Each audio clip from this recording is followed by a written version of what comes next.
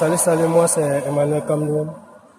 Aujourd'hui, je vais vous expliquer comment remplacer l'huile de la transmission sans vidanger.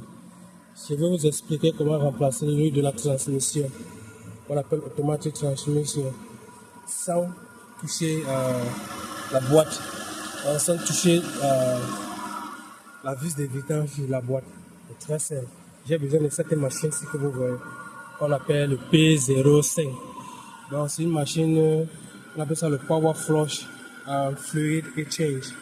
Ici là, ça retire l'ancienne huile dans la boîte et ça remet la nouvelle huile automatiquement. Pour faire ça, il faut d'abord vidanger l'ancienne huile. Et ici, comme vous voyez, là c'est le bocal où on met la nouvelle huile. On ouvre ici et on ouvre ici en bas. Dès qu'on ajoute de l'huile, si c'est plein, dès que c'est plein dans le tank, ça va sortir ici. Ça va sortir ici dès que c'est plein dans le tank. Et on libère. Et on referme la valve avec le temps pour moi. Et on referme ici. Maintenant pour les connecter, voici la transmission. Comme vous voyez là. Ça a deux entrées. Je retire un ici. Celle-ci qui est le New ATF. Le New ATF. Et l'autre tuyau, là voici ici, que je connecte ça au refroidisseur. Que je dois connecter ça au refroidisseur. Et dès que je démarre le moteur, l'ancienne huile sort par ici.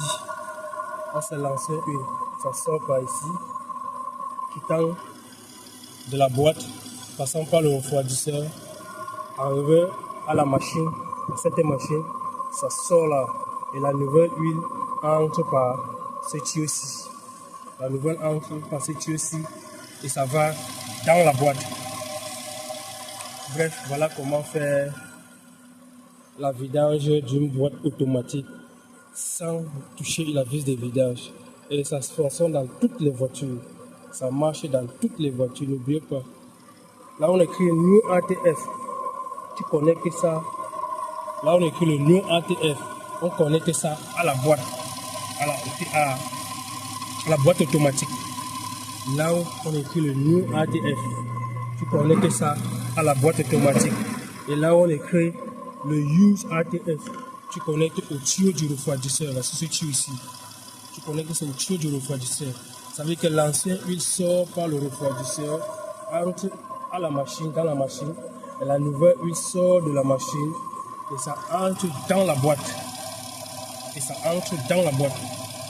Il ne faut pas confondre.